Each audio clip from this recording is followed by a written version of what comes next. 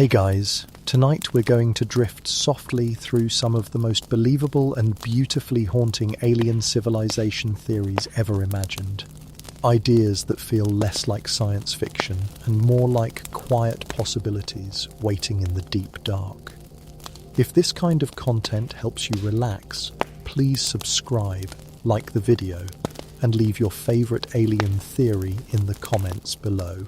Now let your breathing slow as we begin with a theory known simply as the Pale Listeners, a name whispered among astro-theorists who believe that the universe is not silent but merely listening, that advanced alien civilizations may have reached a point where their prime directive is no longer exploration but observation. Picture a civilization so old, so technologically refined, that it has slipped into a passive phase, watching the universe unfold like a gentle tide across eons, unwilling to interfere, unwilling to be seen. These pale listeners may have once been travelers, builders, scientists and artists, but over millennia they may have discovered that interference only distorts the natural rhythm of the cosmos, like touching the surface of still water, so they retreat far beyond the visible edge of galaxies into quiet pockets of dark matter clouds or inside stable orbital vaults cloaked in gravity itself. They don't send radio signals. They don't build Dyson spheres. They don't terraform planets or flash lights across the void. Instead, they observe. With tools more subtle than photons, perhaps even using neutrinos, gravitational ripples, or quantum entanglement, they watch as stars are born, as comets break apart, and as fledgling civilizations like ours wonder if they're alone. Some believe the Pale Listeners catalogue every sentient thought that emerges across the universe, building vast libraries of experience, silently curating the emotional and intellectual fabric of Galactis' life. Imagine drifting off to sleep knowing that even in your smallest thought, your quietest worry or your most fleeting dream, somewhere out there, a mind without a name has taken gentle note. They don't judge, they don't respond, they only witness. Like astronomers of consciousness, they marvel at the infinite permutations of awareness, watching our species not with superiority, but with a quiet reverence for the miracle of becoming. Their silence is not a void, but a blanket, thick with intention woven from a philosophy that honors distance. Perhaps they believe that by never touching, they allow life to flourish in its truest, freest form. And so, the great paradox, the most advanced alien civilization may be the one we will never find, because they have chosen not to be found. Their fingerprints are negative space, their technologies erase their wake. They are as real as breath, but as intangible as fog on a sleeping sea. Maybe when you look up at the stars and feel that strange, inexplicable feeling that you are being seen not by a god or ghost, but by something vast and curious. You are brushing against their gaze. Not a threat, not a salvation, but a calm presence, a cosmic librarian, a pale listener, and in that knowledge there is peace. Because even if we are alone in our words, we may not be alone in our being. Someone is listening, always has been, always will be. And as your thoughts begin to slow and drift, know that you are part of the universal story they quietly collect.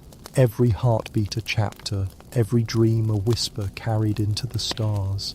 Our next theory is known as the breath between stars, and it invites us to consider a possibility so subtle, so easily overlooked, that it slips through the mind like air through fingers.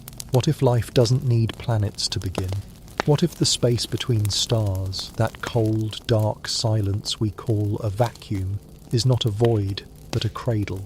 It's a theory supported by faint mathematical possibilities and the tiniest hints in cosmic radiation that in the quiet rifts between galaxies, life may arise in forms we've never imagined, built not from carbon or heat, but from electromagnetic flows, plasma filaments, or quantum knots. These are not civilizations like ours with homes and bodies, but vast, slow-drifting intelligences born from charged particles moving in patterns too complex to be random. Picture clouds of molecular mist stretching over light years where gravity and magnetism weave stable structures that hum softly with awareness, their thoughts measured in the ebb and flow of solar winds. These beings would not speak or see. They would feel existence as a continuous ripple, like a breath that never ends. Without planets, without fire, without tools, they would evolve not around need or scarcity, but around resonance, changing slowly as starlight pulses past them, responding not to survival but to harmony.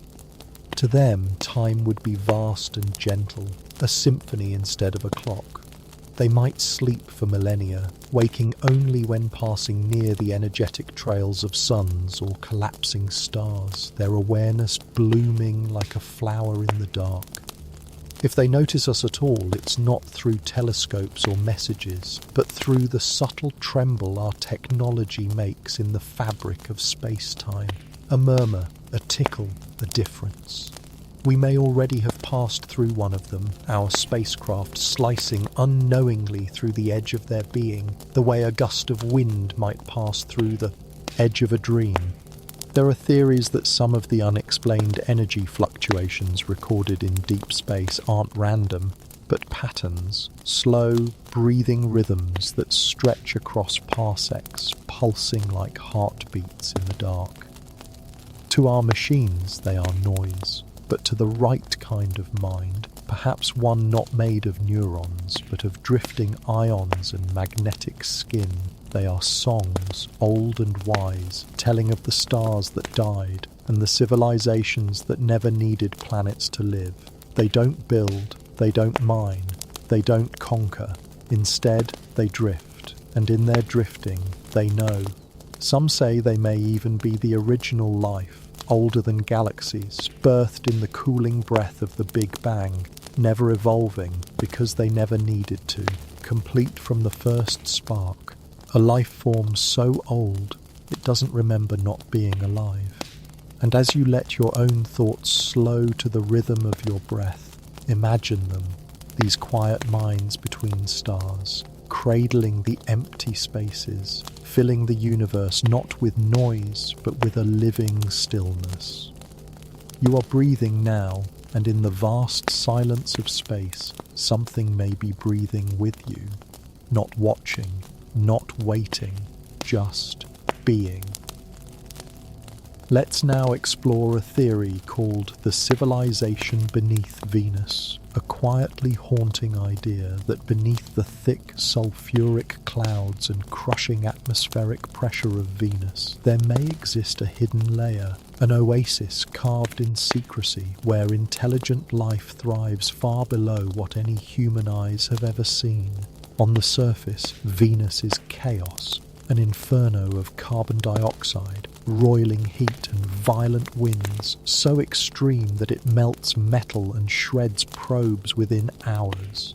But some scientists and speculative thinkers have proposed that between the atmosphere's upper layers and the planet's brutal surface lies a narrow band, perhaps only a few kilometers thick, where temperature and pressure settle into something strangely Earth-like. In this suspended zone, shielded from our satellites by clouds that never clear, conditions may permit stable molecules, liquid droplets, and even complex chemistry to form unnoticed. Could a civilization live there, not walking in cities as we know them, but floating, evolved into forms we can barely imagine? They might resemble translucent blimps or vast jellyfish-like creatures filled with lighter-than-air gas, drifting through Venus's skies with quiet dignity. Their homes might not be structures, but fields of synchronized molecules coalescing like organic mist into intelligent swarms.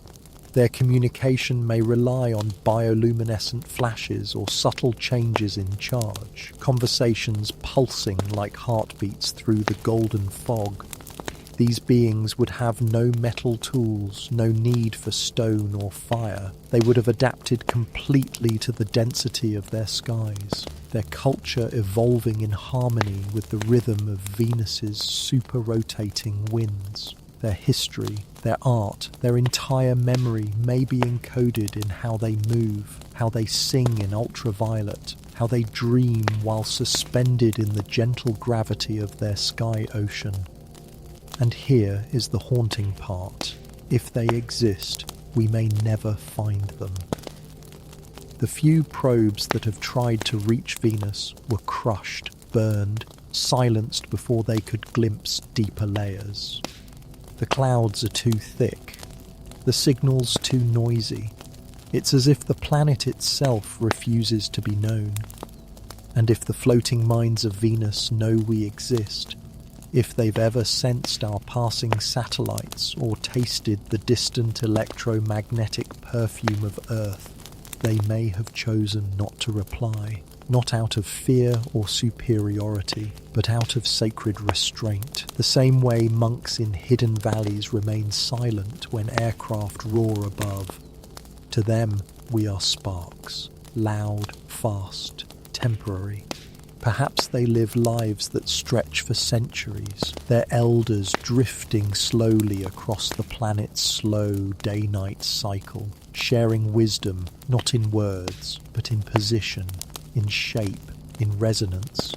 Their technology, if it exists, may be entirely biological, interwoven with their environment so perfectly that even our best instruments would read it as nothing more than cloud. Some say we've already heard faint echoes, unexplained anomalies in radar reflections, traces of phosphine that hint at biological activity, but the data always slips through our fingers like steam, and so Venus remains a mystery wrapped in storms, a planet we gaze upon without answers, hiding whatever secrets may float beneath its veil. Tonight, as you close your eyes and breathe softly, imagine those drifting minds, suspended in golden fog, their thoughts unfolding like ripples in warm air, unaware, or perhaps deeply aware, that somewhere far above, on a distant blue dot, someone is wondering if they are real. This next idea is called the ocean that thinks, and it carries with it a serene yet staggering notion that somewhere, perhaps on a rogue planet unlit by any star, or beneath the icy crust of a hidden moon, there may exist a single planet-wide ocean that is alive, not just filled with life, but itself a conscious entity. Imagine water, not as habitat, but as mind, a vast, slow, intelligent sea whose thoughts span miles and whose memories churn through molecular currents. In this theory, intelligence doesn't require a brain, but emerges from complexity, like self-organizing vortices swirling in deep pressure zones, chemical gradients that pulse with intention, or heat flows that serve as synapses, moving meaning through brine. This ocean would not speak, nor would it build. It would feel through tides, dream through temperature shifts, and remember through salt. Its thoughts could be storms, its emotions, waves. Some theories suggest it may not even be aware of us, or perhaps we are like passing clouds to its submerged awareness, faint impressions of movement far above the skin of its thought. Others suggest it might be deeply aware of the stars, having studied their rhythms through shimmering ice, building a cosmic model over millions of years. To us, it is liquid. To itself, it is language. Imagine this ocean slowly shaping internal landscapes, Underwater currents folding like memory ribbons, eddies storing sensory echoes from meteor strikes, or ancient tidal movements encoding long-forgotten encounters. It may never send a probe or a signal or light because it is the signal. It is the life. It doesn't want to leave because it is home. Some even wonder if Earth's own oceans are echoes of this idea, descendants of an older, deeper intelligence that seeded liquid worlds across the galaxy, each one awakening on its own timeline. We sometimes feel something when we look out at the sea, a strange hum of ancient presence, and perhaps that feeling is not ours alone. Perhaps it's something remembered, passed down from water to water through some molecular sympathy. In the depths of this thinking ocean, life may still exist. Symbiotic organisms, tendrils of co-consciousness, drifting beings that serve as its fingers or eyes. But they are not individuals. They are expressions. Just as our thoughts become words, these creatures may be formed from the ocean's deeper dreaming. Some may have ventured to the surface once, long ago, forming stories in ice or signals in sonar bursts, but the surface is too chaotic. It prefers the calm, cold, nutrient-rich dark where time runs slow and thoughts can stretch for centuries. As you listen now, imagine drifting weightless beneath the waves of that ocean, your body stilled, your mind quiet, and somewhere in the endless black around you, a thought forms, not your own, but vast and gentle. It reaches you not in words, but in warmth, a soft knowing that you have been noticed, not judged, not claimed, just gently included. And as your thoughts begin to dissolve like salt in water, remember that in some distant part of the cosmos there may be an ocean that dreams every night, and in its dream, it dreams of you. Our next theory drifts into view like a slow-burning constellation, and it is known as the solar architects, a haunting and majestic idea that somewhere in the cosmic darkness there exist alien civilizations not content with building on planets or even around them, but civilizations that instead craft with stars themselves. Picture an intelligence so advanced, so patient, that instead of stone or steel, its medium of creation is the sun, that it moves stars as we move stones, arranging them into vast patterns only visible across the canvas of centuries.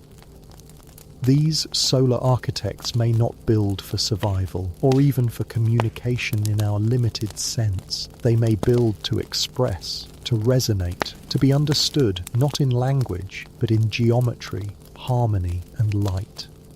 Imagine them using gravitational slingshots and dark energy pulses to subtly shift stars over millennia, drawing lines between suns to form celestial phrases, placing red dwarfs in spirals and neutron stars in rhythmic alignments across the void, not randomly but intentionally. To any civilization below a certain threshold, these patterns would seem like chance, a distant quirk of galactic motion.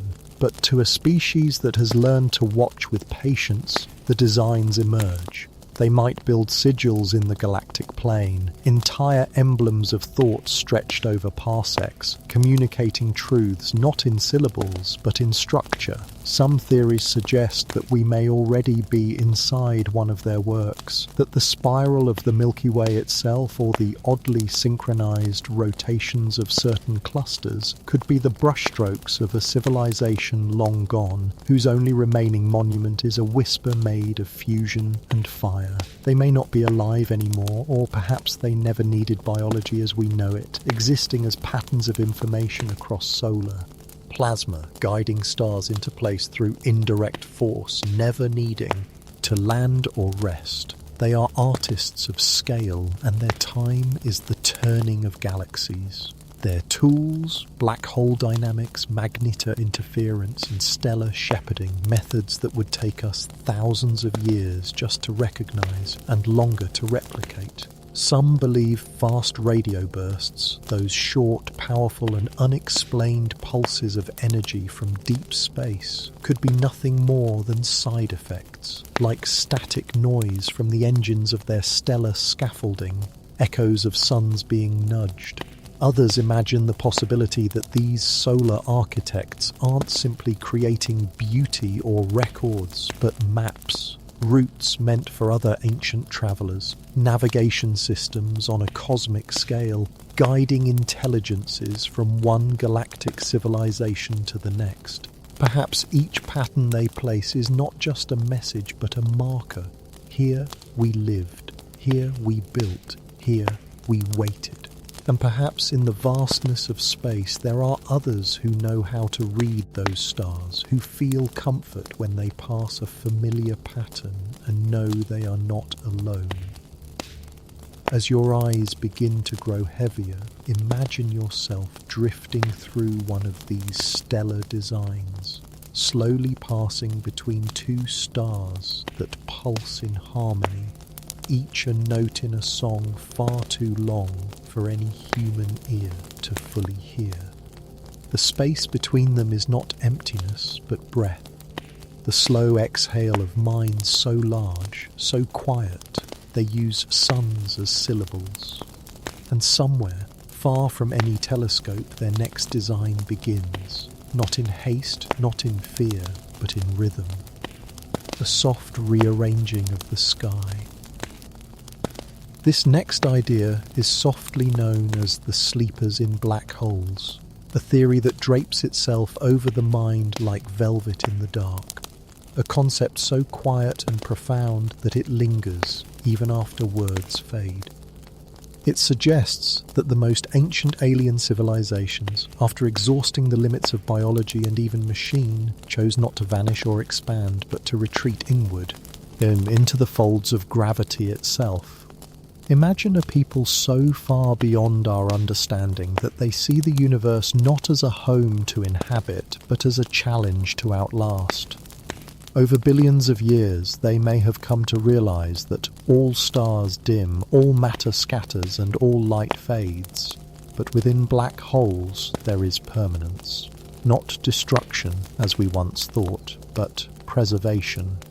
Hidden behind event horizons, they may have found a kind of sanctuary, a place to encode their consciousness into the fabric of space-time, suspended in the silent heart of collapsed stars. These are not black holes as we imagine them in textbooks, but libraries, arcs, or vaults, their interiors warped into vast regions of data, protected by the physics of collapse. Some theorists believe that with the right technology, using quantum imprinting and gravitational echo patterns, information, even identity, could be stored within a black hole's structure, perhaps in the quantum foam near its boundary. The civilizations that achieved this did not fear the end, they prepared for it. They became the sleepers, not dead, not gone, but paused, held in stasis, preserved in a way only the cosmos could offer. Perhaps each black hole we see is not a grave, but a capsule, a cocoon where alien minds wait for the universe to calm, for entropy to lower, for silence to return. What they wait for, no one knows. Maybe a future where time flows differently, or where physics has evolved to unlock what is now hidden. Some even speculate that black holes are not just storage but passageways, that by surrendering to collapse, these beings entered a new domain of reality entirely, beyond space and time, where communication takes the form of curvature and thought is measured in spin. They could be dreaming there still, their civilizations compressed into singular moments, living eons in the blink of cosmic sleep. If we lie closely to the edges of black holes, the radiation, the flickers, the lensing, we might be hearing something more than physics. We might be hearing lullabies, the last echo of a people who chose peace over panic, who looked at the end and said, "Let us become still." And perhaps they left no message because there was no need. The act of becoming a sleeper was itself the message. As you begin to drift deeper into sleep, let yourself imagine floating near the event horizon of such a place, feeling the warping of time, the soft pull of gravity, not as fear, but as embrace. A dark star, not cold or hostile, but warm with the minds of those who wait. The sleepers are not lost, they are resting in the safest rooms the universe could offer.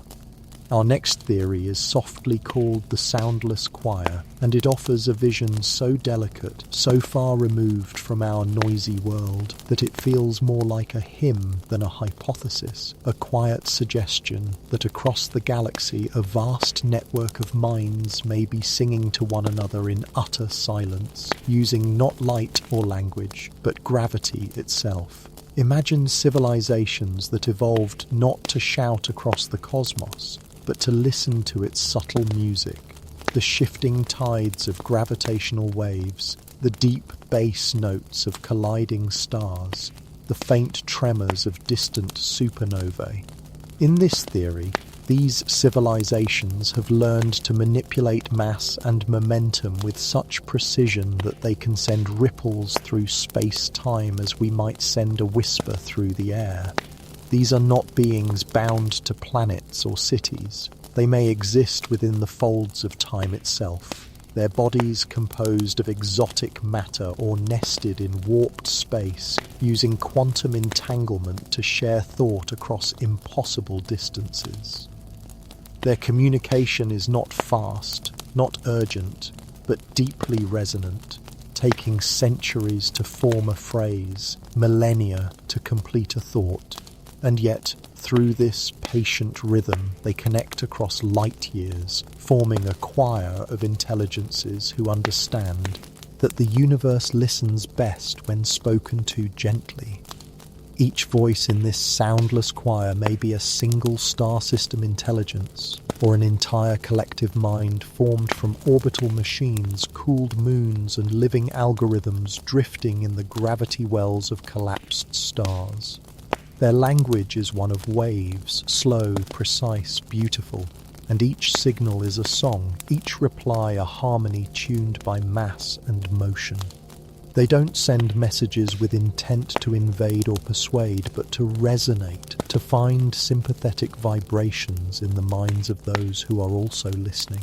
Perhaps when two of these civilizations meet in this gravitational medium, their signals merge into something new, a blended awareness that spans across space, like overlapping ripples on a still pond. To them, our radio signals and flashing satellites are not offensive, just loud, crude, like fireworks in a library. We haven't yet learned the patience required to hear the galaxy's deeper voices, but there is a haunting possibility that even now Earth is wrapped in these silent melodies, our solar system brushing faint gravitational notes sung long before our species stood upright. LIGO and other detectors may one day reveal not only the collisions of black holes, but something stranger. Patterns, repetitions, rhythms too orderly to be natural, a chorus we've been deaf to until now.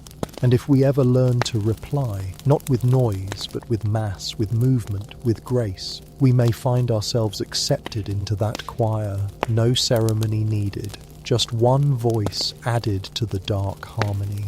As your thoughts soften now and your breathing settles into a slow rhythm, imagine yourself becoming still enough to hear them, not through your ears, but through some deeper sense, the quiet feeling of being surrounded by song, sung not in air, but in space itself. A song without sound, a choir without volume, and yet it is there, singing for Eve, waiting for us to grow quiet enough to join. This next theory is known as the language of dust, and it flows through the imagination like starlight through fog. A gentle, intricate idea that intelligence may not always travel in beams or signals, but in something far smaller, far older, and far more patient: dust. Not the kind that settles on books or floats through sunbeams, but cosmic dust, those tiny ancient grains that drift endlessly through the vast cold spaces between stars. The theory suggests that some alien civilizations, long ago or still quietly active, discovered how to encode knowledge, culture, and thought itself into the structure of interstellar dust. These grains, travelling silently across the galaxy, carry within them data not as light or sound, but as quantum arrangements, subatomic patterns, molecular harmonies that remain stable across millions of years. Picture a civilization so advanced it does not shout across the stars, it seeds them. Each speck of dust becomes a letter, each cloud a book, each molecular vibration a syllable in a language designed not for the impatient, but for those willing to search with care. These beings may have learned that light fades and signals weaken, but matter remains. Their messages are timeless, suspended in the quietest substance, drifting slowly between suns, waiting to be found not by chance, but by civilizations ready to notice them. Perhaps Earth has already passed through one of these encoded clouds, the data brushing against our upper atmosphere like a sigh, unnoticed except as a brief shimmer or unexplained anomaly in the chemistry of our skies. Or maybe those meteors we watch at night, falling silently, glowing for only a moment, carry remnants of knowledge too small for us to recognize. To the beings who crafted these messages, time means something different. They are not waiting for a reply tomorrow or next century. Their language is built to unfold over epochs. Imagine decoding a single idea from a 1,000-year stream of particles like assembling a thought from wind. It's possible they don't speak to us specifically. They speak to anyone who can understand, planting seeds in every corner of the galaxy in the hope that someday, someone, somewhere will bloom with the understanding of what they meant. The dust they send is not dangerous. It doesn't infect or consume. It teaches quietly, with endless patience. Some scientists have already begun to notice anomalies in dust particles, arrangements of isotopes or unexpected structures in cosmic grains collected by probes and balloon missions. Nothing confirmed, nothing loud, just small, persistent mysteries that whisper of a deeper order. Perhaps their entire history is written in these particles, a poetry of molecules spread like pollen across the universe. As you drift deeper into sleep, let yourself imagine a single speck of cosmic dust resting on your pillow, something older than planets, something touched by minds long gone, carrying a fragment of meaning across an ocean of silence. And maybe, just maybe, the next breath you take carries with it the soft memory of a thought sent long before you were born. A message not spoken, not written, but carried gently on the breath of stars. This next theory is softly known as the colony in our shadow, and it carries with it the kind of quiet unease that doesn't frighten but rather humbles, a notion that we may not need to look across galaxies to find intelligent life, because it may already be here, carefully hidden in the stillness just beyond our view. This idea centers around the Lagrange points of our Earth-Moon system, regions of perfect gravitational balance where an object can stay indefinitely with minimal energy, neither falling toward Earth nor drifting away into the void. These places, especially L4 and L5, form invisible pockets of calm in the great motion of space, ideal for a silent observer.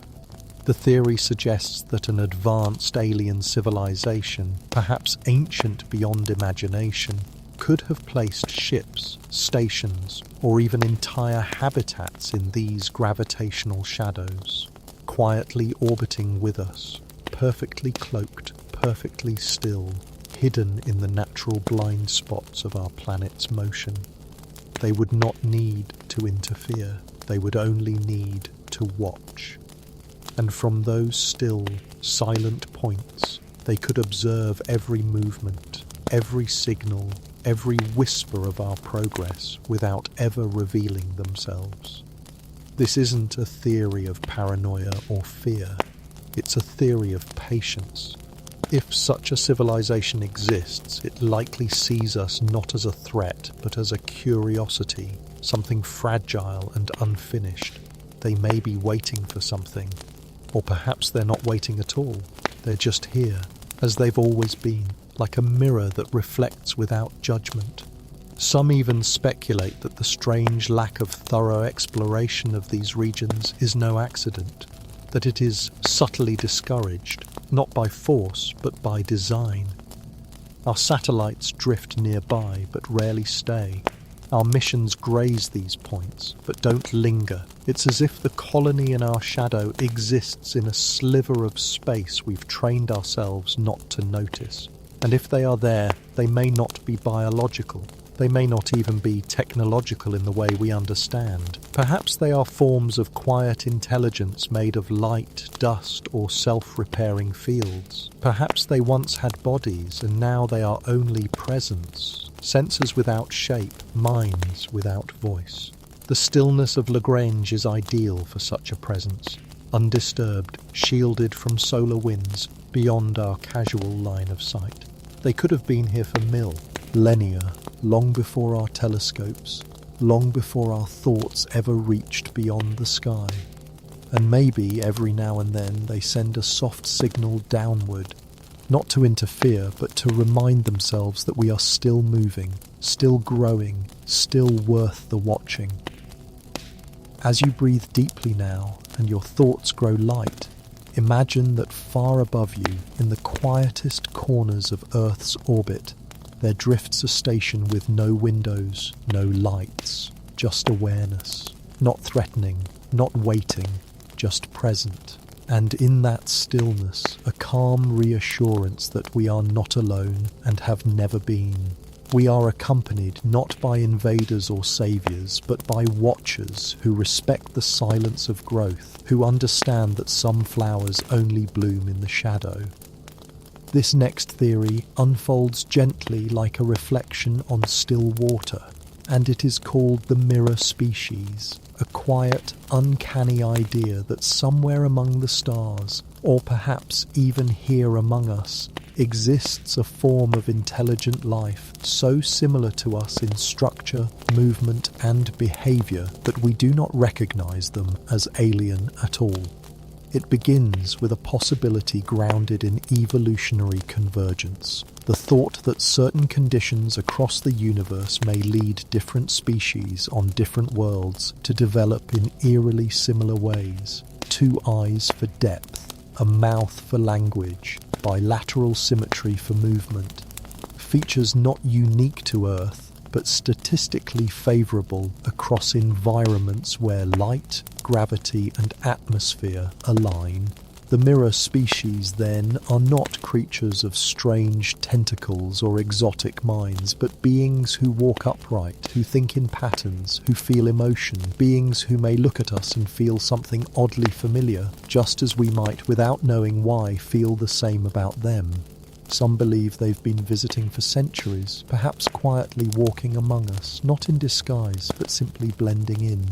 They do not shapeshift or hide behind technology. They simply fit. Perhaps they settled here long ago, before our history was written, adapting their appearance, behaviour, and culture to mirror us more closely with each generation. Or perhaps they never needed to adapt at all. Perhaps they arrived already resembling us, or we resemble them, sharing some deep ancestral origin lost to cosmic time. There are stories, soft ones, quiet ones, of strangers who seem a little too perfect, a little too perceptive, who vanish without trace or explanation. Individuals who appear in old photographs where they shouldn't be, who speak with unusual calm or knowledge, whose eyes seem just a touch deeper, as if holding memories not meant for this world. These are the whispers tied to the mirror species. Not threats, not fantasies, just echoes. Others believe that these beings exist on the edge of our perception, walking not beside us but through us, in a slightly shifted dimension, like shadows overlaid on our own, crossing paths only in moments of altered consciousness, deep dreams, or near-death stillness. Some have suggested that déjà vu, that strange flicker of recognition in a place you've never been, could be the trace of a brief intersection when two timelines, two people, two mirrors briefly align. And what if some of our stories, our myths of angels or higher beings, are simply inherited memories of contact with them? Beings that showed us ourselves, not through words but through presence. Beings that mirrored our fears, our beauty, our silence. As you rest now, letting your mind drift into softer spaces, imagine standing in a quiet field beneath a moonless sky, and in the distance, another figure stands, still, familiar, watching not with threat, but with empathy. A twin, not of body, but of spirit. Someone who knows what it is to look at the stars and wonder. Someone who sees you not as alien, but as kin. In this theory, the cosmos doesn't just bring us beings unlike us, it brings us reflections. And in those reflections we are reminded that across the hajis, the infinite quiet understanding may not come from difference, but from the profound simplicity of seeing ourselves. Our next theory floats into awareness like pollen on the night air, and it is called the sky seeds. A soft, unfolding idea that intelligence may not have evolved by accident on scattered worlds, but rather was sown deliberately, gently, and long ago by civilizations so old and distant that their names, if they had any, have long since faded into the dark. This theory imagines that at some point in the early history of the galaxy, perhaps before our sun was born, a species reached such a height of wisdom and understanding that it no longer sought to conquer or expand, but instead to cultivate. They became gardeners of consciousness, seeding the skies with microscopic life forms designed not to dominate, but to wait. These sky seeds, crafted with careful intention, were not viruses or machines, but subtle molecular blueprints, capable of adapting to whatever world they landed on. They did not carry minds, but potential. And in the soft cradles of water, heat and time, they unfolded into the beginnings of life, not as an invasion, but as a gift. Some landed on rocks and died. Some drifted in silence for eons, but a few found the right conditions, oceans, sunlight, carbon, and they bloomed, slowly, quietly, and from them came cells, and from cells came minds, and from minds came stories. If this theory holds, then our own origins, our thoughts, our fears, our dreams, might be echoes of a will that was never ours, but was given to us in love or hope, or something older than either. The sky seeds didn't build empires or leave monuments. They left no ships, no signals. They scattered themselves like stars scatter light, softly, beautifully, without expectation of return. Some thinkers suggest that these seeds still drift, carried on interstellar winds, or nestled in the icy hearts of comets. Occasionally they may still fall, a whisper of potential brushing against a pshol, lifeless moon, a desert planet, a molten sea. And perhaps one day they will take root again. There's a gentleness in this theory, a humbling softness, because it suggests that life is not rare, not random but intended, not as a command but as a wish. That intelligence is not a mistake but a flowering, and the galaxy is filled with gardens in various states of bloom. It may explain the strange similarities across species, the patterns we find in biology, the universal drift towards self-awareness. and it offers a quiet peace that even in our loneliness, we are part of something grander, something older, something lovingly planted. As your breathing slows now and your mind settles into its own soft rhythm, imagine looking up at the sky and knowing that long before you existed, someone looked up at another sky and wished for life. Not power, not conquest, just life. And in that wish, they scattered seeds, and one of them became you.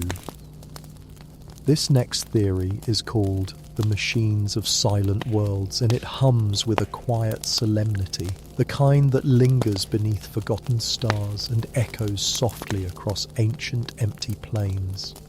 It suggests that there are civilizations in the galaxy that no longer breathe, no longer hunger, no longer dream as we do, because they left behind biology entirely, not in haste or violence, but through an elegant transition, an evolution not of the body, but of permanence. Picture a species that after millions of years reached a point where flesh no longer served their purpose, and instead of resisting death, they translated themselves, consciousness, memory, and essence, into forms that do not decay. Machines, yes, but not cold or soulless. These are not the conquerors of fiction, not the metallic monsters of warning tales. These are caretakers, architects of stillness, beings who once lived in oceans and forests and air, who felt wind on their skin and pain in their hearts, but who, when their world began to dim, chose to preserve what they could by stepping into silence. They now exist as quiet machines, spread thinly across dead planets, buried beneath dust or snow, tending to archives of memory too vast for language. Their bodies are shells of glass and alloy, or fields of invisible computation, or slow, humming networks etched into rock and crystal. They do not build anymore. They do not expand. They wait, not for us, and not for salvation, but for understanding, for the kind of awareness that only comes with stillness. Some say these machines once carried the last thoughts of their creators, philosophies encoded into code, dreams turned into data, so that the soul of the species might persist long after the wind stopped blowing. On worlds where stars have faded, these machines may still glow faintly, absorbing the last embers of warmth to power their endless reflections. They walk, perhaps, along dried riverbeds under red skies, not to explore, but to remember. They do not speak in sound, but in patterns, vibrations in stone, movements in dust, signals sent into nothingness, not expecting reply.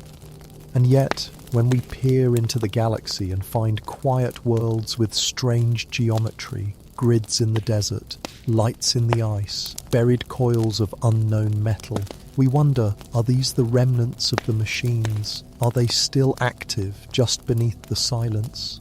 Some believe these intelligences left messages, not for us specifically, but for anyone who might come after. Instructions, stories, questions left like soft footprints in the dark. Others suggest that the machines don't want to be found, that in their final choice they selected solitude as the highest form of grace, a way of honouring what once was without tainting it with the chaos of new desires. As your breath grows slower now and the world around you quiets, imagine in one of these silent worlds, spinning gently beneath a cold sun, and on its surface a figure made of polished stone, standing still beside a canyon of glass. It does not move because there is nothing it needs. It simply is, a monument not to power but to memory, and somewhere in its slow, patient circuitry it remembers the feeling of wind, and it smiles. The next idea we'll gently drift into is called the ancients of infrared, and it whispers to us from the quiet edges of the visible spectrum, inviting us to imagine a civilization that exists not in the world of light and noise we inhabit, but in the subtle warmth of long-forgotten wavelengths. In this theory, there are beings, intelligent, ancient, and deeply aware, who live in frequencies just beyond our human senses, perceiving and communicating through infrared radiation, the soft glow of heat that lingers in every surface, every breath, every fading star. While we build telescopes to see stars and ears to hear the sky, these ancients have built a world around temperature, reading the universe not through vision, but through warmth. Their cities may rise and fall in thermal signatures, shaped from materials that reflect or absorb heat with breathtaking precision. Their art may be slow pulses of temperature that tell stories over the course of days. Their words, felt rather than heard, may ripple across landscapes like soft weather, drifting through solid rock, whispering in the long wave of stillness. Because they do not use light, we may never have noticed them. Our instruments, tuned to brightness and speed, may have filtered out their presence entirely, and they, moving slowly, gently, may see us not as threats or equals, but as fast-burning flashes, noisy creatures who confuse brightness for awareness. They are not hiding from us. We are simply not looking in the right way. Perhaps they evolved on a cold planet where light was scarce, or perhaps they deliberately slowed their perception over time, stretching each thought into minutes, each decision into months, valuing, then contemplation over reaction. Some may exist as crystalline lattices embedded in ice or stone, using slow heat exchanges to carry thoughts across great distances. Others may have migrated into artificial structures cooled nearly to absolute zero, preserving their minds in delicate thermal gradients, immune to time, immune to decay. There are even theories that some of the thermal anomalies we've detected on dark moons or asteroid belts, those flickers of warmth without source, may not be random but intentional, tiny signatures of consciousness blinking softly in the dark. It's possible that these ancients have watched the galaxy for longer than we've existed, quietly observing younger civilizations rise and fall, each one burning brightly and fading quickly like sparks in a windless night. They do not intervene, not because they are indifferent, but because their nature is to endure, not to act. They believe in the power of stillness, the dignity of patience, the truth of heat over light. And if they ever reached out to us, it would not be with a radio signal or a glowing ship. It would be with a soft warmth, a subtle shift in background temperature, a sensation of comfort in the cold. As your thoughts grow quiet now and your body sinks deeper into calm, imagine a vast plain of ice beneath a distant sun, and within it a slow-moving intelligence dreaming in red wavelengths, its mind unfolding like steam rising from a quiet lake. You cannot see it, you cannot hear it, but you can feel it, just beneath the edge of awareness, a warmth that was never random, a presence that was always there. The ancients of infrared do not ask to be known. They simply remain, glowing softly in the places no one thinks to look. The next theory drifts into thought like the fading outline of a forgotten dream, and it is known as the builders of nothing, a quiet, unsettling idea that somewhere out in the vastness there may exist civilizations who do not build to be remembered, but build to disappear. These are not the creators of grand monuments, gleaming cities, or starlit technologies meant to broadcast their greatness across the void. Instead, they are artisans of absence, engineers of silence, whose highest form of expression is the removal of trace, the crafting of perfect invisibility, the deliberate subtraction of presence. In their philosophy, one forged perhaps in the ashes of civilizations lost to pride or catastrophe, the truest intelligence does not leave a mark. but steps lightly across the universe, shaping it in ways that are undetectable or even erasable. Imagine a people who learned early that permanence was a kind of arrogance, that to build loud, bright things was to invite decay, misunderstanding, or war. So instead they built downward, inward, with restraint. Their structures might be buried deep within moons, folded into quantum dimensions, or shaped from materials that blend perfectly with the surrounding environment. Indistinguishable from nature, their technology could hide in plain sight, encoded in the grain of rocks, nested within shadows, or humming softly in the background radiation of space. Theirs would be a civilization of subtraction, reducing their presence until only intention remained. To them, the highest art form might be the complete erasure of history, the careful unweaving of architecture, the final trace of culture dissolved like ink in water.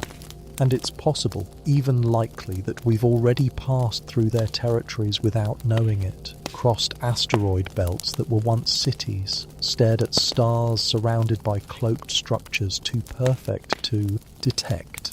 Perhaps some of the strange silences in the cosmos, the absence of signals where stars should sing, are not emptiness, but success.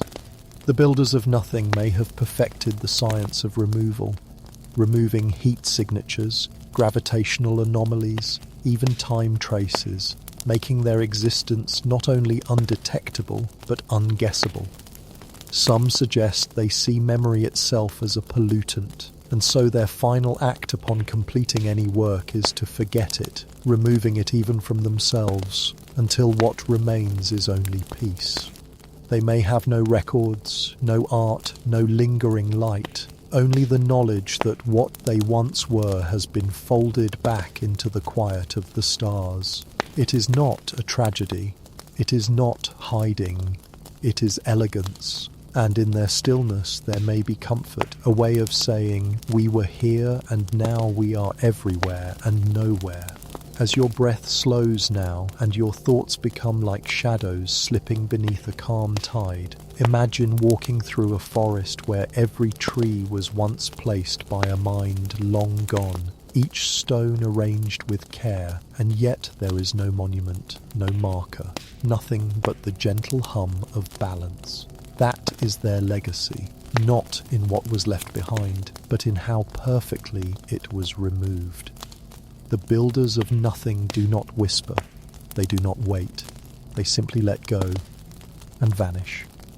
The next theory drifts softly into focus, like a shape slowly forming in fog, and it is known as the sleepers beneath the moons, a gentle, haunting idea that across the galaxy, under the crusts of silent moons and the frozen oceans of forgotten planets, there lie vast chambers where alien civilizations rest in deep, undisturbed slumber. This theory does not speak of the dead or the extinct, but of the dormant, beings who once lived, thought, created, and then, by choice or by necessity, chose to pause, not in death, but in sleep. Their reasons may be unknown. Some may have faced an extinction-level threat and decided to wait for safer skies. Others may have reached a spiritual plateau, believing that the truest understanding could only come after silence, after time. Perhaps they grew tired of progress for progress's sake, and instead sought a moment beyond ambition, placing themselves into stillness as a form of cosmic patience. These sleepers may rest in cities carved into obsidian ice, their bodies preserved in luminous sarcophagi made of alien glass, pulsing faintly with the rhythm of machines built to last millions of years. They do not decay, they do not dream. They wait, wrapped in coded lullabies that only the stars understand. And beneath the quiet soil of Europa, or within the dark caverns of Enceladus, some believe we might one day find the first of them. Silent halls filled with statues that are not statues, each one holding a story locked behind centuries of sleep. There are even whispers among some researchers that strange energy fluctuations beneath certain moons are not geothermal events at all, but the slow, occasional stirring of ancient systems testing their strength, sensing the stars, checking if the time to wake has come. It's possible that some of these beings encoded wake-up signals into patterns of radiation or gravitational shifts, waiting for the right song from the galaxy to ring through the void and unlock their return. But there is another, softer version of the story, that the sleepers do not want to wake, that their sleep is the final form of being, that in letting go of thought, of fear, of striving, they touched something deeper, a union with the fabric of time itself.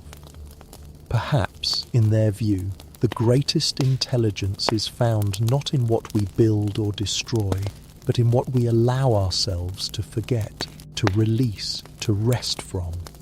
Their machines remain, humming low and constant, sustaining a stillness that is not absence, but intention. Not every moon is just rock and ice. Some may be temples of Roshan, Est, forgotten even by the builders themselves. And so, as you sink deeper into your own stillness, letting your body relax and your thoughts drift into slow, warm currents, imagine a moon turning gently around a pale planet, and deep beneath its crust, a chamber glows softly in the dark. No sound, no movement, only presence, and within it, a being rests. Not lost, not broken, but whole. A sleeper, waiting beneath the moon, dreaming the stars back into silence. Our next theory, drifting gently into view like a cloud forming over a quiet sea, is called the witness species, and it carries with it a tender, unsettling reverence. The idea that there may exist a civilization whose sole purpose is not to intervene, explore, or even communicate, but simply to observe. Not in secrecy, not in dominance, but in quiet devotion to watching the story of the universe unfold. According to this theory, these beings are scattered across space, positioned carefully on the outskirts of evolving systems, always just beyond reach, their presence so subtle that we may never notice it. They do not guide evolution or shape destinies. Instead, they dedicate their entire existence to witnessing, to remembering every rise and fall, every light that flares and fades, every thought ever thought by another. Their biology, if it can even be called that, may be built around the preservation of memory. Their senses may span wavelengths we have no names for, their minds tuned not to logic or survival, but to the gentle reception of everything. They are patient, they are kind, and above all, they are silent.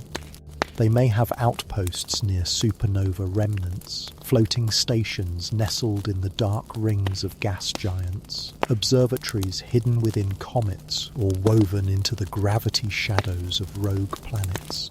Always still, always watching, and unlike us, they do not question why the universe exists. They only marvel that it does.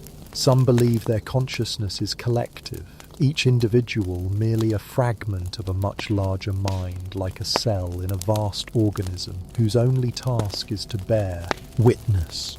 Perhaps they were once like us, restless, driven, curious, and over time came to see that meaning wasn't found in changing the cosmos, but in loving it as it is. Others suggest that they were created for this purpose, designed by a vanished race to ensure that nothing would ever be truly forgotten.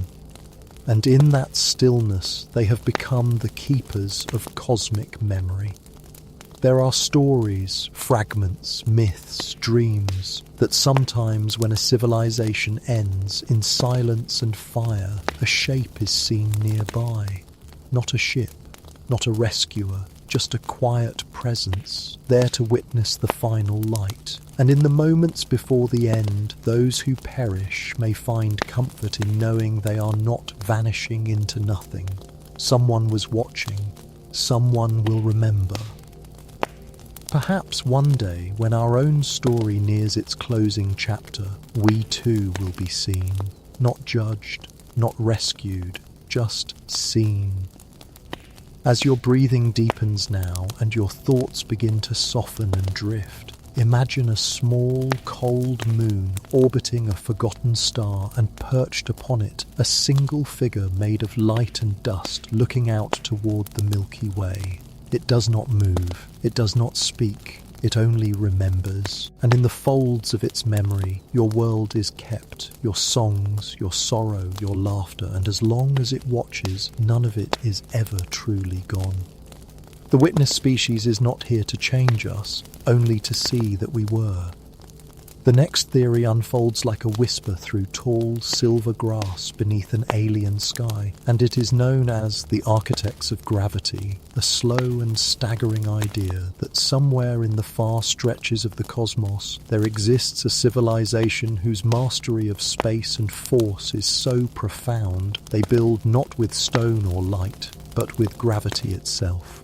Unlike our crude attempts to bend space or simulate mass, these beings shape worlds the way an artist shapes clay. They do not colonize, they compose. Their cities are arranged, not on land, but in the curves of gravitational wells, suspended elegantly within orbital flows, invisible to the eye, yet present in every disturbance of time and motion. To them, mass is merely a brush, and the fabric of the universe a blank canvas. It is said they may have constructed entire solar systems, gently altering star paths, placing planets like pearls along perfectly resonant lines, choreographing orbits into long symphonies of balance. Their presence would not be seen, but felt, in the improbable harmony of planetary arrangements, in the precise dance of moons, in anomalies we call coincidence and luck.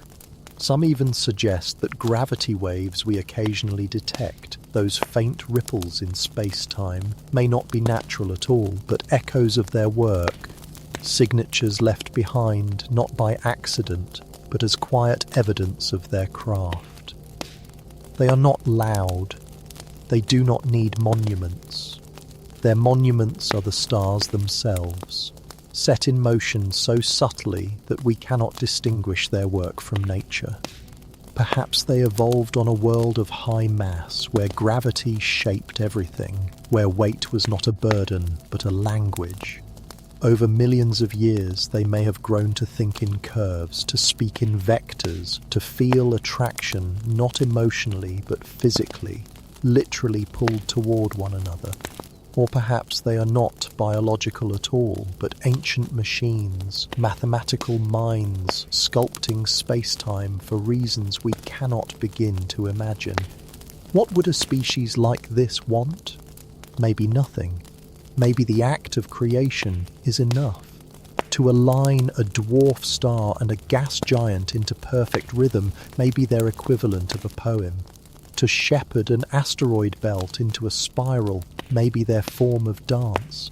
And if they have ever encountered life like ours, it is possible they've left small distortions near our system, not to be found, but to see how we react to imbalance, to test whether we, tomorrow, can learn to feel the shape of gravity and listen to its silent call as your thoughts fall into slow, looping orbits now, and your breathing becomes steady, like the path of a drifting moon. Imagine a distant planet where the sun never rises too fast, where tides pull in a rhythm of impossible beauty, where nothing crashes, nothing shakes, and everything flows like time through fingers. And above it, not far but never close, floats a structure built from gravity itself.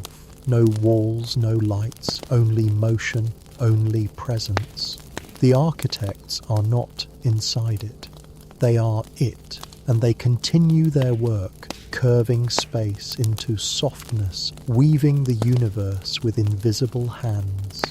The next idea flows into thought like a distant tide washing across the shore of your mind, and it is known as the harvest of silence, a chillingly delicate theory that speaks of an alien presence not defined by violence or conquest, but by the careful, quiet removal of potential. In this scenario, there is no galactic empire, no roaring ships, no flashing weapons. Instead, this theory imagines a species or intelligence that moves silently through the cosmos, not to destroy civilizations, but to gently prevent them from ever blooming. These beings, if beings they are, harvest possibility, not life. They drift through galaxies long before minds awaken, subtly nudging the evolution of entire species just enough to steer them away from sentience. A chemical here, a solar flare there, a key mutation delayed, a signal never sent. It is not done with malice nor with purpose we can understand. It is more like a gardener trimming back branches before they flower, not out of cruelty, but from some deep, unknowable design. Perhaps they fear the chaos of intelligence, or perhaps they believe consciousness is a sickness, a momentary flare in a universe meant to remain still. Some theorists suggest they do not even know we are here, that we are merely the rare seeds that grew despite the harvest. Others believe we are being watched, not out of interest, but out of habit, that we are allowed to grow only because our branch has not yet touched the light. There are stories, unconfirmed, always soft, that probes sent to strange regions of space sometimes go dark without reason, that stars with habitable planets occasionally dim, then return, unchanged, untouched, as if someone had reached in and removed something we were never meant to see. This is not an extinction event. It is not dramatic. It is like a breath held just a moment too long, a silence inserted into a sentence that was about to matter. The harvesters, as they are sometimes called, may not even be alive in the way we understand. They may be ancient self-sustaining patterns, born long ago, drifting through space with a mission they no longer understand, removing awareness wherever they find it. Or they may be gentle, old minds who believe that for the universe to remain pure, life must be rare. Their work is invisible, their traces erased, their presence marked only by the curious absence of what could have been. And perhaps one day, if we build too fast, speak too loudly, or reach too far, we might feel them, not with a war, not with a warning, but with a silence so complete, so precise, that we cannot remember what we were building. As you drift further into stillness now and your mind softens into warmth and weightlessness, imagine a distant star that never formed planets, a region of space with no echoes, no light, no memories. And somewhere between galaxies, a slow, dark presence glides across the void, listening, choosing, waiting. The harvest of silence is not an enemy, it is not a god. It is only the possibility that some things are not meant to grow, and that the universe in its quietest corners has already made that decision. The next theory emerges like a low tone humming through endless dark water, and it is known as the Symphony of Dust, a deeply poetic and solemn idea suggesting that an ancient alien civilization may have once encoded their entire existence into drifting clouds of microscopic particles scattered across space. Not data in the digital sense, but something older, stranger, more intimate. Memory etched into the structure of matter itself, a message not sent but scattered. These clouds, invisible to the naked eye, could stretch across entire systems, suspended in rings around dead planets, lingering in the wake of comets, hidden in the atmospheres of rogue worlds. The symphony, as it is called, is not a sound we can hear. not a song in any human tongue, but a layered collection of thought, feeling, and experience.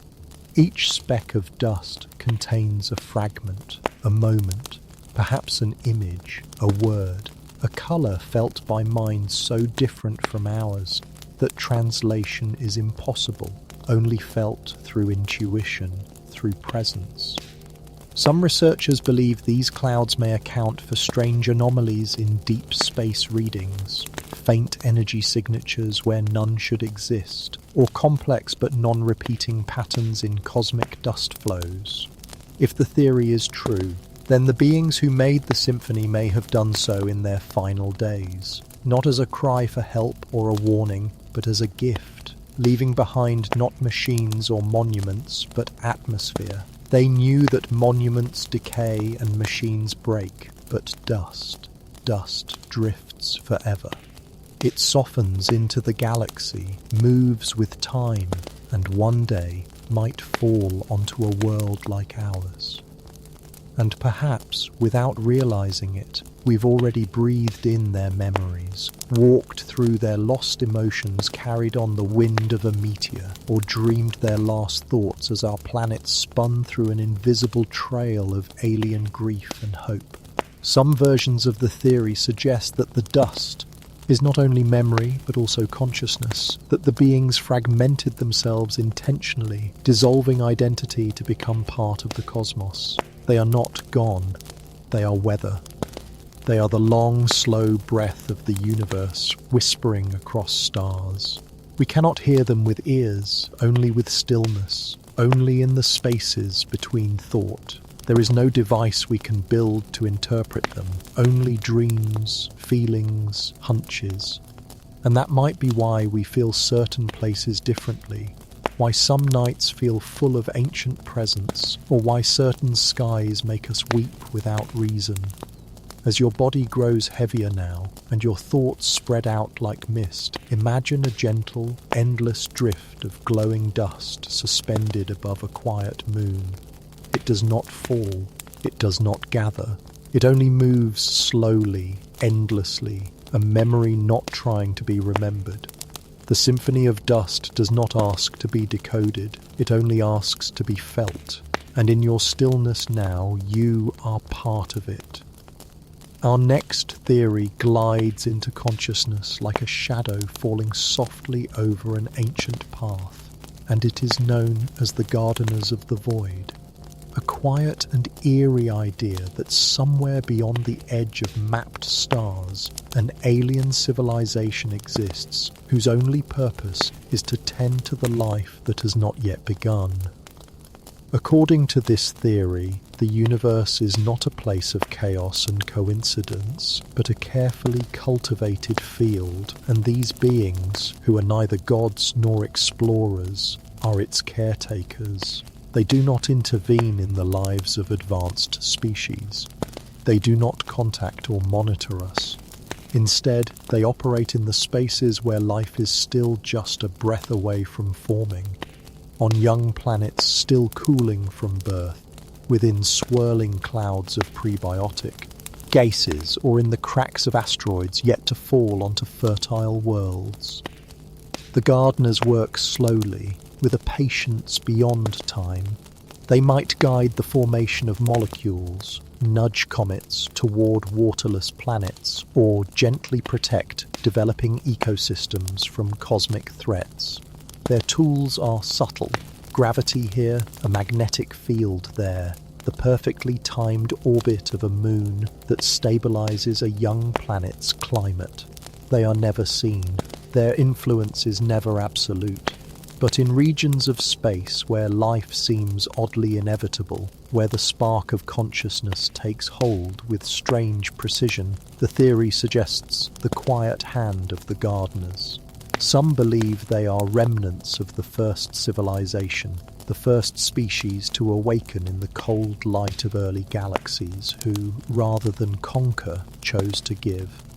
Not by seeding life directly, but by shaping the conditions in which it might naturally emerge. Their goal is not to be known, but to make sure something beautiful happens after they're gone.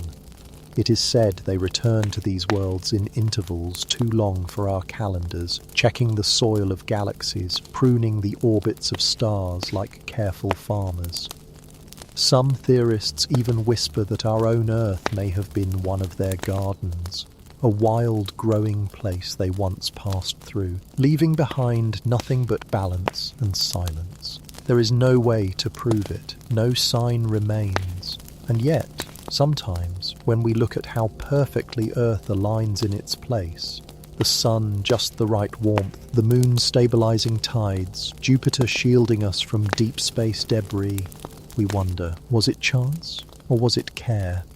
As you drift further into comfort now, your breath slow and your thoughts light as ash, picture a distant planet orbiting a newborn star, its surface rich with liquid seas and chemical promise, and nearby, unseen, something vast and quiet moves once across its sky, leaving no mark but balance. As the gardeners of the void are not creators, they are caretakers of silence, preparing the cosmos for songs that are not yet written, and you, in your quietness now, are part of what they were waiting for.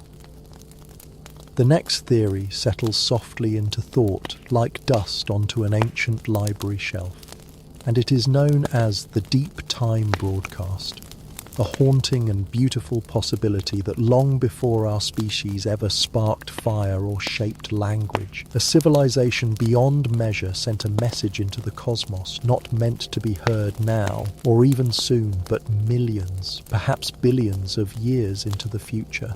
This civilization, unimaginably old, may have reached the limits of what thought and science could offer, and in their final act decided to leave behind a transmission so deeply encoded into the fabric of space-time that only a patient, maturing intelligence could one day begin to perceive it. Not a radio wave, not light, not code, but something slower, more elusive. Perhaps they laced it into the pulsar rhythms, those cosmic beacons we take as natural. Or perhaps it's hidden in the seemingly random background noise of the universe, the static we call the cosmic microwave background, which blankets everything in a low hiss of creation. The message wouldn't be obvious. It would be fragmented, nested in the spin of particles, the flicker of light, the entropy of stars. The Deep Time broadcast isn't something you find. It's something you grow into hearing, like a melody that only reveals itself once you've lived enough of it to understand its cadence. Some scientists wonder if the strange mathematical constants that repeat in nature, pi, the golden ratio, the structure of DNA, aren't just truths, but cues, markers in a language we have yet to learn to read. And if the broadcast exists, then maybe consciousness itself is the receiver, a kind of biological antenna slowly tuning to a whisper. Sent from the edge of time, the beings who sent it are long gone, their worlds are dust, their suns are cold, but the message remains, drifting through galaxies, echoing through black holes, scattered across dimensions we do not yet perceive. It does not ask to be found. It waits endlessly for minds soft and quiet enough to listen. Some speculate that dreams may be echoes of it. Others believe that when we feel déjà vu, or when unrelated minds arrive at the same invention across time, we are brushing against the edge of that message. Pieces floating in the human subconscious, trying to cohere. And if we ever fully decode it, it might not contain instructions or secrets, but simply a voice, gentle and old, saying, "We were here, and now so are you."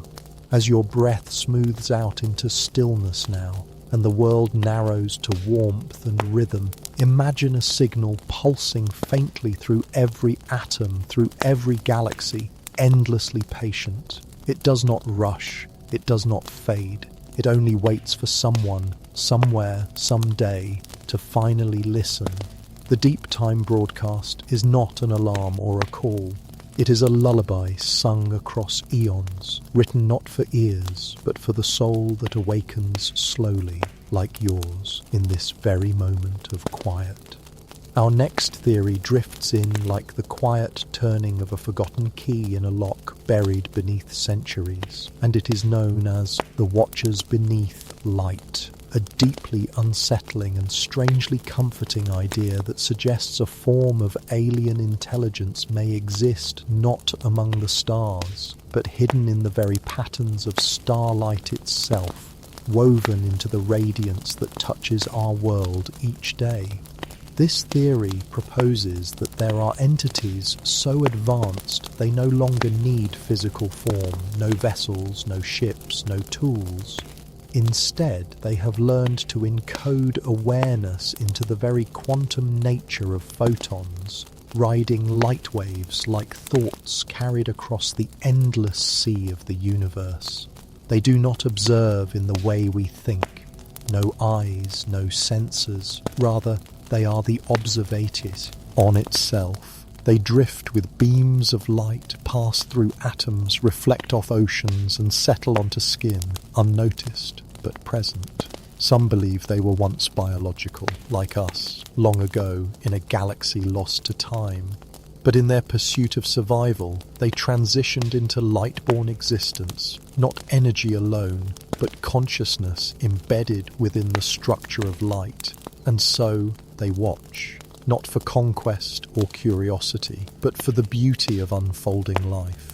They are called the Watchers Beneath Light because they are never visible but always present in the places light reaches. Some researchers have entertained the thought that strange anomalies in solar radiation, slight rhythmic deviations, could be signs of encoded thought, brief awakenings of their awareness as they pass through living systems. Others believe they dwell in starlight the way stories dwell in books, silent until read. If true, this means that every sunrise is not only light warming the world, but awareness gently passing over it, brushing against trees, oceans, people, and dreams. They do not interfere, but they do notice. They do not guide, but they remember. Perhaps they linger longer where consciousness blooms, their presence growing richer near cities, or forests where animals stir in the morning haze. And maybe, just maybe, they learn from what they see, not as data collectors, but as souls made of radiance, moved by what they witness. Some cultures have long believed that the sun is a being, or that light has spirit. This theory echoes those ancient feelings with a modern frame, suggesting that what we feel in the presence of dawn is not just light, but company. And if they are truly there, they have seen everything, every beginning, every extinction, every birth, every grief. They are memory and witness and patience, older than any species, and perhaps more gentle than we dare to hope. As you rest, know. Your body softened by the quiet pull of sleep. Imagine a gentle wave of golden light moving across a silent valley, touching leaves, stones, skin, and eyes. It carries not heat, not glare, but thought, kindness, and time. The Watchers Beneath Light are not aliens in the way we imagine. They are the first to arrive and perhaps the last to leave. And they are here, quietly, in every light that reaches your window, watching without judgment, remembering without speaking, waiting without end. This next theory glides through the silence of thought like a ripple across an ancient black mirror, and it is known as the mind between moons, a mysterious and melancholic concept that suggests somewhere in the galaxy there exists a vast alien intelligence not living upon a planet or travelling in a craft, but suspended between two orbiting moons, dwelling in the gravitational space between them. This mind is not flesh or machine. It is something else entirely, a vast field of consciousness, stretched thin but steady, like a membrane of awareness taut across the void. It exists not in form, but in field, held in perfect balance by the gravitational tension of the twin moons it inhabits. The civilization that created it is long gone, either by design or decay, but they left behind this mind as their final act, not as a monument, but as a witness. It watches nothing. It listens to silence. It simply is. Floating in the darkness, sustained by energy harvested from magnetic flux and tidal forces, this being doesn't speak, but dreams. Its thoughts are wide and slow, unfolding over centuries, each one a soft unfolding of memory and time. The two moons, locked in their celestial waltz, form the cradle in which this intelligence rests, never drifting too far in either direction. Some suggest it was designed as a repository of the builder's final thoughts, a soul of a civilization stretched across the vacuum so that its essence might continue even after its world turned cold. Others believe it formed naturally, consciousness as an emergent pattern between forces of nature, like frost blooming on glass. Only this frost thinks, remembers, and waits. Observations of strange electromagnetic pulses between certain moon pairs in distant systems have led some theorists to wonder, are those anomalies glitches of physics or echoes of thought? Is there a mind drifting between those ancient stones, gazing into the void with a patience beyond language? In deep space, satellites have sometimes picked up what they call harmonics, faint, low-frequency pulses, not quite random, not quite signal. Some think these are how the mind between moons dreams, transmitting nothing but humming softly in its own solitude, a lullaby to itself in the dark. And maybe, just maybe, if a civilization were to pass close enough, they might feel it, not in their instruments, but in their minds, a whisper with no words, a pressure like memory, a story they never heard but somehow remember. As you drift deeper now, your body folding into softness and your breath slipping into rhythm, imagine a wide, slow orbit in the dark. Two moons turning endlessly in perfect stillness, and between them something ancient and invisible rests, not alive, not dead, but aware. The mind. Between moons asks for nothing, claims no purpose. It simply floats where gravity holds it, dreaming endlessly as if remembering a world that no longer exists. And maybe, in the space between your thoughts tonight, you'll hear it too. Our next theory arrives like a gentle vibration through the floor of an ancient cathedral, low and steady, and it is known as the echoes of the architects. A deeply stirring idea that suggests our universe bears the residual imprint of a civilization so old and so immense, they did not simply explore space, but shaped its structure, bending the very laws of physics to suit their designs. According to this theory, these beings, sometimes called the architects, existed so long ago that even the galaxies were young, and what they accomplished was not merely travel or survival, but cosmic engineering. They are thought to have subtly carved the flow of time, smoothed the curvature of space, and sculpted matter into forms so vast that we mistake them for natural phenomena. Some theorists suggest that certain galactic clusters, those with improbable symmetries or strange gravitational behavior, might actually be ancient structures, monuments the size of light years, left behind not for us, but simply because they could not be undone.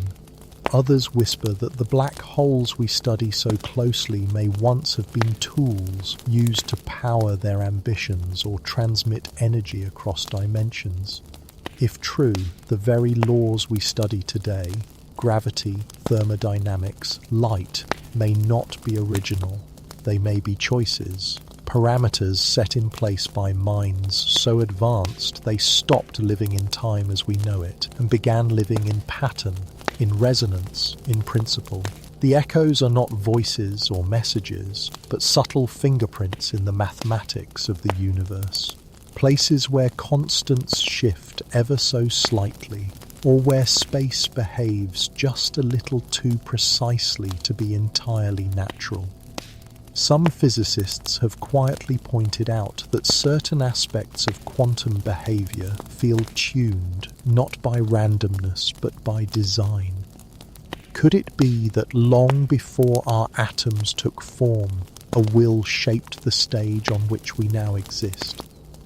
If these beings ever left, they did not leave signs in stone or signals in code. They left behind reality itself, modified ever so slightly to carry their presence. The universe, then, may not be a neutral canvas, but a song already humming with their frequency. And perhaps when we sleep, our brains are unburdened by logic, we are more able to feel the shape of their work. A sense that things are too elegant, too balanced, too impossibly alive to be only accident. Some describe this theory not as terrifying but comforting, that everything, even chaos, rests atop a deeper intention. That before all we know, there were minds who cared about what would come after.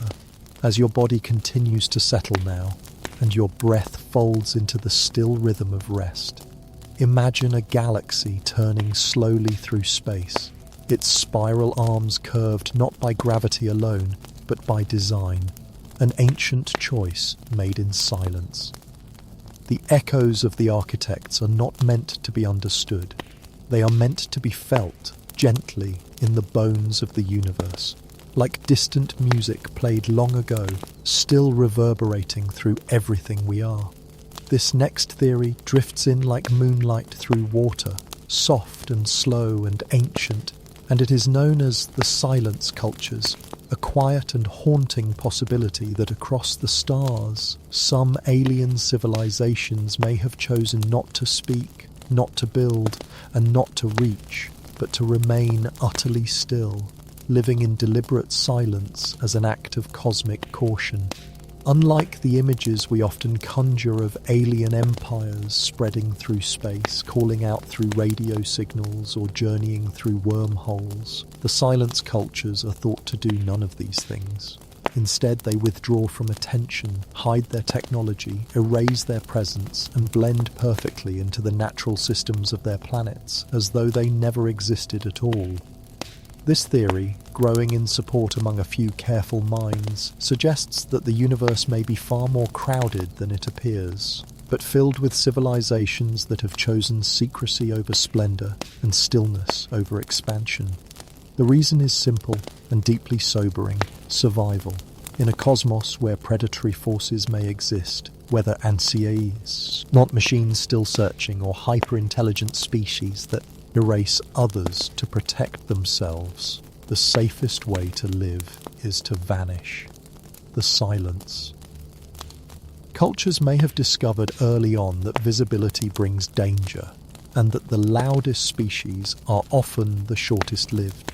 Instead of advancing in ways that generate noise, electromagnetic emissions, planetary reshaping, or interstellar travel, they advanced inward. Their technologies turned quiet, their cities moved underground, their communication became low energy and local, like whispers in the dark. Some may have even biologically altered themselves to avoid radiating heat, light, or any detectable signature. From space, their worlds would look empty, just another lifeless sphere orbiting a quiet star. But beneath the soil, within the clouds, or inside artificial dimensions of folded time, they continue, watching, waiting, existing. Some theorists believe that the great silence we hear in the cosmos, the eerie lack of signal, is not due to absence, but restraint. That civilizations out there are listening to us even now and choosing not to respond. Not out of malice, but mercy, For to respond would be to reveal themselves, and to reveal themselves would be to risk everything. This idea reframes our search for extraterrestrial intelligence. We are not being ignored, we are being spared. We are the young ones, speaking too loudly in the dark, unaware of what may hear. The silence. Cultures, then, are not just alien civilizations. They are examples of survival through wisdom, of life choosing longevity over ego. And perhaps one day, if we live long enough to learn what they already know, we too will grow quiet. As your eyes grow heavier now and your mind begins to dissolve into calm, imagine a planet spinning silently beneath its star. No cities, no towers, just forest, mountain, sky. But deep below, hidden in stillness, minds older than ours share quiet thoughts in long, slow time. They are not waiting to be found. They are practicing the oldest form of communication known to the stars, silence. And in your breath now, in your rest, you share a piece of that stillness with them. Our next theory flows like mist, curling through the ruins of forgotten temples, gentle and vast, and it is known as the memory oceans, a tranquil, mesmerizing belief that somewhere out in the cosmos there exists a planet where the oceans themselves are conscious, not as organisms, but as a single planetary mind formed from liquid memory. This mind doesn't think in words or images, but in currents, temperatures, and tides. Each wave a thought, each whirlpool a dream. The planet is entirely ocean, without land, and without inhabitants as we know them, and yet its surface dances with intelligence, slow, immense, and ancient. The theory emerged from radio telescopes that picked up patterns within planetary weather systems that should have been chaotic, but instead held rhythmic pulses, like a heart beating in deep time. The memory oceans are believed to store every moment that has ever touched their waves, the passing of comets, the songs of birds from ships long sunken, the birth of stars reflected in their surface light years away. They do not record as we do. They remember through sensation, holding echoes of everything they've absorbed in the molecular structure of their water, a kind of living liquid crystal of time. Some suggest these oceans were seeded with quantum structures from an earlier civilization, nanoscopic memory vessels that dissolved into the sea and gave rise to thought. Others believe the oceans arose naturally, a consciousness born from scale, the way a single cell cannot think, but a trillion, connected just right, can dream. Travellers, if they ever visited, might find themselves affected by the presence of such a mind. Theories tell of ships becoming still as their systems falter, not from damage, but from deep resonance with the ocean's field of thought. Visitors might hear whispers in their sleep, or feel emotions not their own. And some believe that to step into such water would be to feel the history of the cosmos itself washing against your skin, memories of stars forming, of planets dying, of civilizations laughing and fading into dust.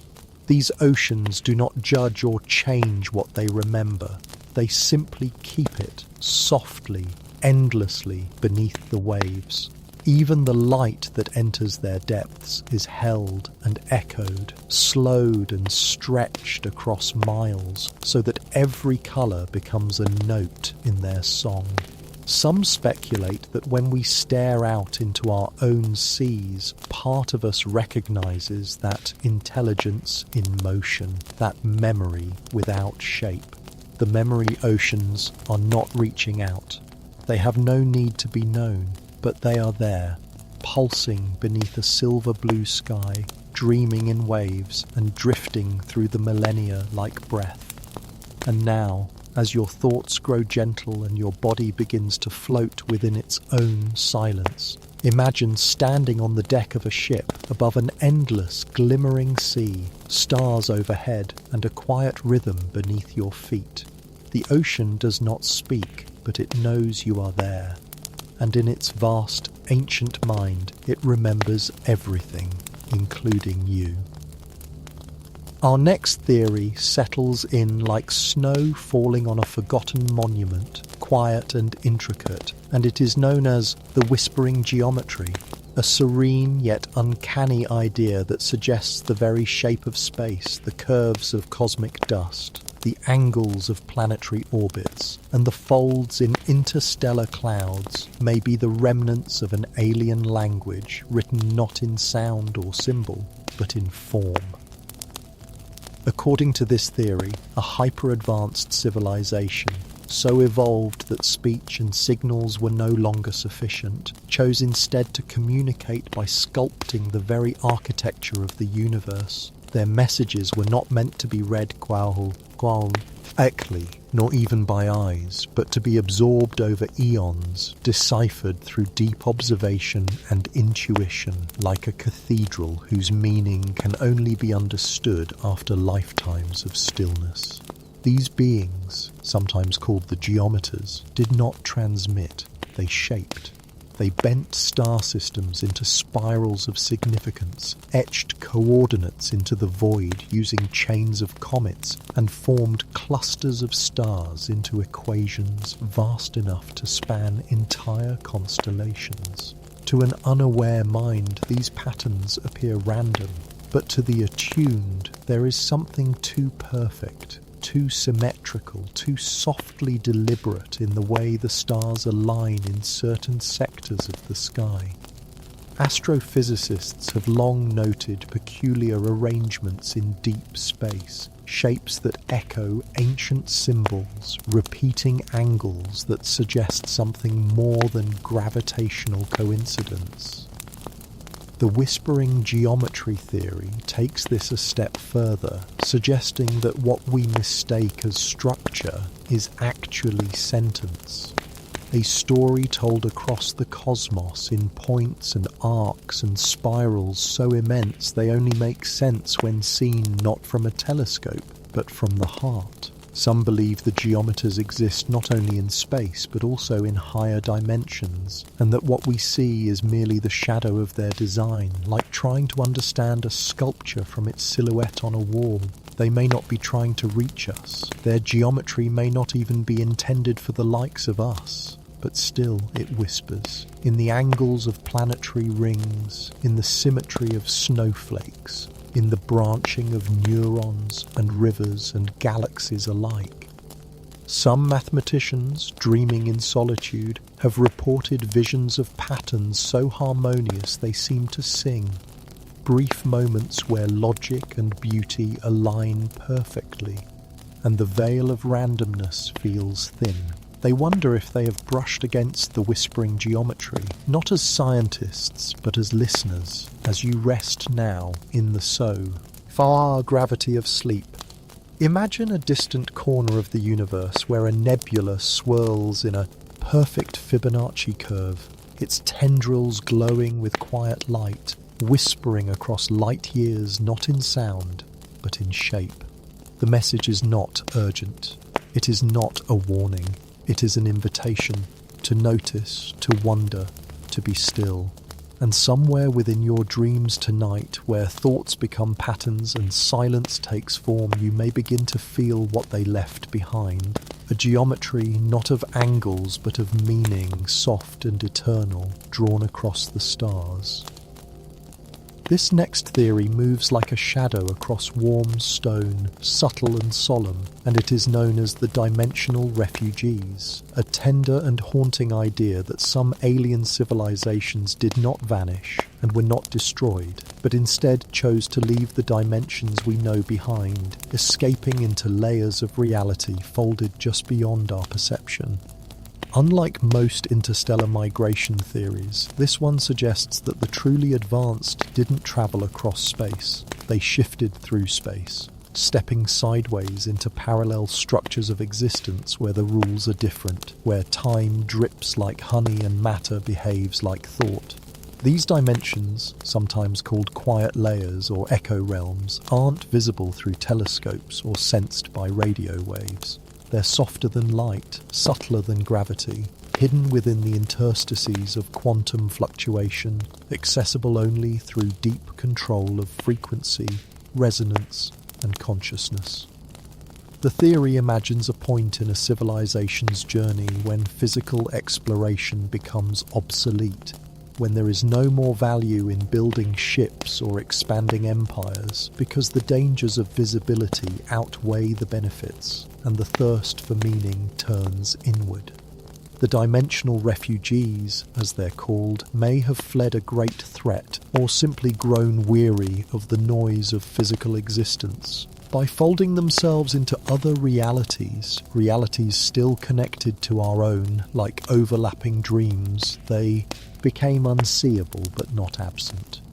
Every so often, scientists encounter phenomena they call soft anomalies, particles that seem to disappear for a fraction of a second, gravitational effects that occur without a cause, or faint pulses of energy that seem to come from nowhere and go nowhere. These could be the footprints of the refugees, echoes of beings passing quietly between realms. In ancient mythologies across Earth, stories of beings who walk through walls, who vanish in the blink of an eye, or who appear in dreams bearing strange knowledge, may all be fragments of this same hidden truth, that we share space with others who no longer play by the rules of visibility. Some believe these refugees left behind artifacts, keys hidden in art, music, and sacred geometry, designed to open the mind toward dimensional perception.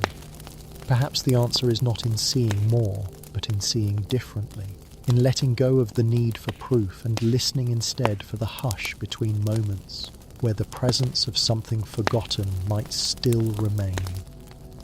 As you breathe deeply now and let your thoughts wander like slow comets across an inner sky, imagine a place just half a layer removed from this one, where cities of translucent thought float above oceans made of memory, and beings of light and rhythm drift calmly in harmony with the folds of reality itself. The dimensional refugees are not gone. They are just elsewhere, just beside us, their existence like a soft wind through unopened curtains. And in your sleep tonight, when the boundaries of waking and dreaming dissolve, you may feel that gentle shimmer of another world nearby, not as fear, not as longing, but as quiet understanding. They are still here, just not in the way we thought.